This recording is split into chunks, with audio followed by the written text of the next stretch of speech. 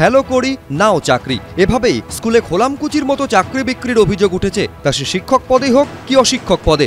কেন্দ্রীয় এজেন্সির সূত্রে দাবি, প্রভাবশালীদের দ্বারা পরিচালিত এই চাকরি জালিয়াতির অপারেশন তৃণমূল স্তরে পরিচালিত হয়েছে এজেন্টদের নেটওয়ার্কের মাধ্যমে। সিবিআই সূত্রে যেরকম দাবি, তাতে জেলায় জেলায় রন্ধ্রে রন্ধ্রে নিয়োগ দুর্নীতির জাল বিছিয়েছিলেন এজেন্টরা।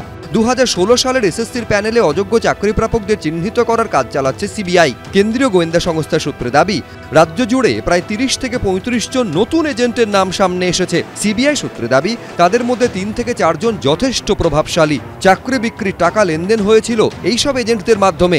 এই যে যত তদন্ত চলছে, 2% 5%-এর লোকের নাম উঠে আসছে। অনেক তো হলো, এবার আসল পর্দা তুলুন। এর আগে আলিপুরের বিশেষ আদালতে সিবিআই দাবি করেছিল, প্রাক্তন শিক্ষামন্ত্রী পার্থ চট্টোপাধ্যায়ের নাকতলার বাড়িতেই হতো চাকরি বিক্রির এজেন্ট মিট। সেখানে নিয়মিত যাতায়াত ছিল প্রসন্ন রায়, প্রদীপ সিংদের মতো মিডলম্যানদের। নিয়োগ দুর্নীতির নীল নকশা তৈরি হতো তৎকালীন শিক্ষামন্ত্রীর বাড়িতে। এসএসসির কর্তা থেকে চাকরি চুরির এজেন্ট সবাই উপস্থিত থাকতেন সেখানে। কাদের চাকরি দেওয়া হবে সেই তালিকা তৈরি হতো পার্থর বাড়িতে চাকরি বিক্রির বৈঠকে। মধ্যমণি কারা এটা তো সবাই জানে। পেঁয়াজের একটা করে খোসা ছাড়াবে, তাদের লাভটা কি? তারা বহাল তবিয়তে বসে আছে। এসএসসি মামলায় 2016 সালের প্যানেলে চাকরি পাওয়া 25,753 জনের চাকরি বাতিল করেছিল কলকাতা হাইকোর্ট। পরে সুপ্রিম কোর্ট সেই নির্দেশে স্থগিতাদেশ দেয়। প্রধান বিচারপতি DY চন্দ্রচূড় জানিয়ে দেন, যোগ্য অযোগ্য আলাদা করা গেলে গোটা প্যানেল বাতিল করা ন্যায্য হবে না। সুপ্রিম কোর্টের ওই নির্দেশের পর কলকাতা হাইকোর্টের বিশেষ বেঞ্চ সিবিআইকে অযোগ্য চাকরি প্রাপকদের চিহ্নিত করার নির্দেশ দেয়। সিবিআই সূত্রে দাবি, এসএসসির 2016 সালের ইতিমধ্যেই 2500-এর বেশি অযোগ্য চাকরি প্রাপককে চিহ্নিত করা গিয়েছে। জেলা ধরে ধরে তলব করে তাদের মধ্যে প্রায় 2300 জনকে জিজ্ঞাসাবাদ করা হয়েছে। কেন্দ্রীয় গোয়েন্দা সংস্থার দাবি, সে জিজ্ঞাসাবাদের সূত্র ধরে আরও প্রায় 35 জন এজেন্টের সন্ধান মিলেছে।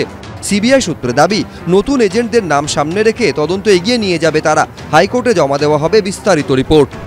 শুধু এই সামনের ভূমিকাই দেখছি তো গত 2-3 বছর ধরে চলছে, কিন্তু কাজের কাজটা কি হলো? আর তো সামনে নির্বাচন নেই যে একটা রাজনৈতিক ন্যারেটিভ তৈরি করতে হবে।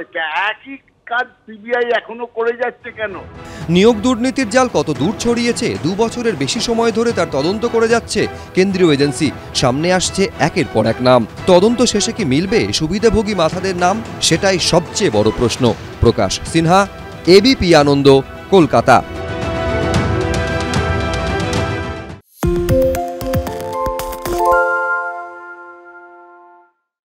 সত্য অন্তহীন, সত্যের খোঁজও তাই।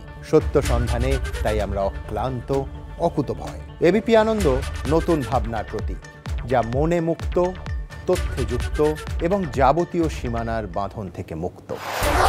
সীমা না শব্দটির মধ্যে লুকিয়ে আছে মানা শব্দটি, যেন চোখ রাঙানি এক অদৃশ্য ব্যানাজার, যা আটকে রাখে আমাদের এক ছোট্ট গণ্ডির মধ্যে। একমাত্র সঠিক খবরই গড়ে তুলবে এক মুক্ত সমাজ। সেই জগৎ গড়ার লক্ষ্যে কোনো সীমানার ঠুকুটি আমরা মানব না। এবিপি আনন্দ এগিয়ে থাকে, এগিয়ে রাখে।